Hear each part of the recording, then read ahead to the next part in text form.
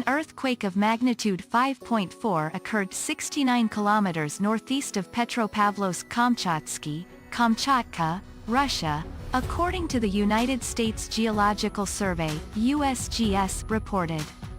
The quake hit at depth of 29 kilometers beneath the epicenter near Petropavlovsk, Russia on Sunday, the 10th of January 2021 at 8:31 p.m. local time. The exact magnitude, epicenter, and depth of the quake might be revised within the next few hours or minutes as seismologists review data and refine their calculations, or as other agencies issue their report. Our monitoring service identified a second report from the European Mediterranean Seismological Center, EMSC, which listed the quake at magnitude 5.4 as well.